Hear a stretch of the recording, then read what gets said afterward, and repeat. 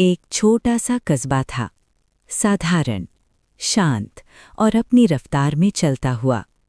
उसी कस्बे की एक संकरी गली में रहता था रोशन।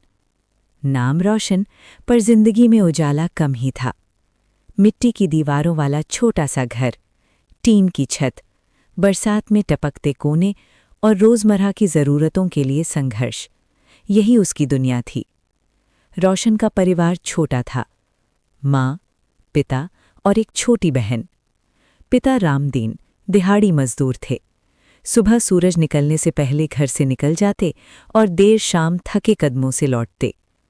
माँ सुमित्रा घर घर काम करती थीं। दोनों की मेहनत के बावजूद घर में तंगी बनी रहती। रोशन बचपन से ही समझदार था। उम्र छोटी थी पर सोच बड़ी। जब उसके दोस्त गली में खेलते, वो घर के बाहर बैठा किताबों में खोया रहता। किताबें ही उसका सबसे बड़ा सहारा थीं। वो जानता था, गरीबी से बाहर निकलने का रास्ता पढ़ाई से होकर जाता है। एक दिन पिता ने पूछा, बेटा, इतना क्यों पढ़ता है, थकता नहीं? रोशन मुस्कुराया, बाबूजी, थकता तो हूं, पर सपनों के आगे थकान छोटी लगती है। पिता की आंखों में चमक आ गई। उन्होंने रोशन के सिर पर हाथ फेरते हुए कहा, बस बेटा, तू पढ़, हम सबकी उम्मीद तू ही है। समय बीतता गया। रोशन स्कूल में हमेशा अव्वल आता। शिक्षक भी उससे खुश रहते। लेकिन हालात आसान नहीं थे। किताबें खरीदना मुश्किल, फीस भरना कठिन। कई बार ऐसा हुआ कि माँ ने अपनी दवाई छोड़ दी ताकि रोशन की फीस भरी जा सके। एक शाम माँ ने चुपके से अपनी पुरानी साड़ी निकालकर पड़ोसन को दे दी। बदले में मिले कुछ पैसे और उन्हीं पैसों से रोशन की किताबें आईं। जब रोशन को ये बात पता चली, उसका दिल भर आया। माँ, आप ऐसा क्यों करती हैं? माँ मुस्कुराईं, बेटा, माँ की खुशी तेरी पढ़ाई में है। रोशन की आंखें नम हो गईं।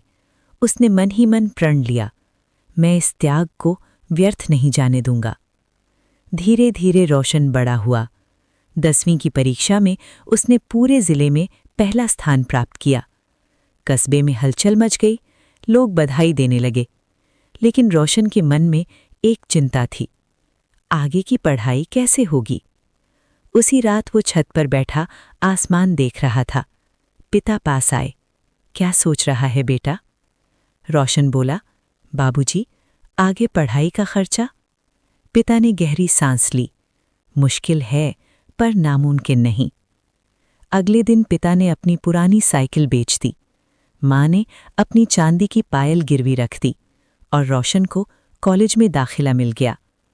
कॉलेज की दुनिया अलग थी, महंगे कपड़े, आधुनिक सुविधाएं और अमीर घरों के बच्चे।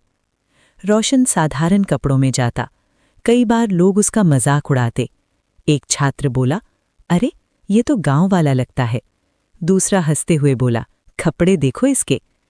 रोशन सब सुनता, लेकिन चुप रहता, क्योंकि उसने सीख लिया था, मजाक सहना आसान है, सपने छोड़ना नहीं। वो दिन रात मेहनत करता, लाइब्रेरी में घंटों पढ़ता, ट्यूशन भी देने लगा। एक दिन उसकी बहन बीमार पड़ गई। घर में पैसे नहीं थे। रोशन ने अपनी जमा की हुई रकम माँ को दे दी। माँ बोली, बेटा, तेरी फीस? रोशन बोला, माँ, फीस फिर भर लेंगे, बहन पहले। समय बीतता गया। कॉलेज का अंतिम वर्ष आया। रोशन ने एक बड़ी प्रतियोगी परीक्षा की तैयारी शुरू की। कई रातें ऐसी थीं जब बिजली चली जाती और रोशन लालटेन की रोशनी में पढ़ता। पसीना बहता, आंखें जलतीं, लेकिन हौसला अडिग रहता। एक रात पिता ने कहा, बेटा, आराम कर ले। रोशन बोला, बाबूजी, अभी नहीं, अभी लड़ाई बाकी है। परीक्षा का दिन आया। रोशन पूरे आत्मविश्वास के साथ गया। प्रश्न कठिन थे, लेकिन उसने हार नहीं मानी। परिणाम आने का दिन, दिल की धड़कनें तेज, सांसें थमी हुईं, और फिर रोशन का चयन हो गया। घर में जैसे उत्सव छा गया। माँ रो पड़ी, पिता की आंखें भर आईं, बहन खुशी से झूम उठी। पिता ने कांपती आवाज में कहा, आज सच में हमारा घर रोशन हो गया। लेकिन रोशन बदला नहीं।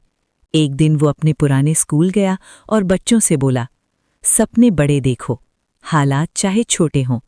गरीबी कमजोरी नहीं, मेहनत की आग है। एक बच्चा बोला, भैया अगर लोग हंसें तो? रोशन मुस्कुराया, तो समझ लेना तुम सही रास्ते पर हो। समय के साथ रोशन की जिंदगी स्थिर हुई।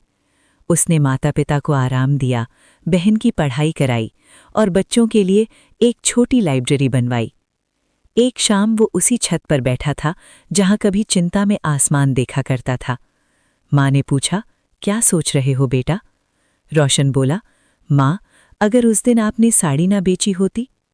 माँ मुस्कुराई, अगर तू हार मान लेता तो सब व्यर्थ होता। रोशन ने गहरी सांस ली। उसे समझ आ गया था, सफलता अकेले की नहीं होती, उसके पीछे होते हैं त्याग, संघर्ष, आंसू और विश्वास। क्योंकि असली रोशनी बाहर नहीं, भीतर जन्म लेती है। और जब भीतर उजाला हो तो दुनिया का कोई अंधेरा टिक नहीं सकता।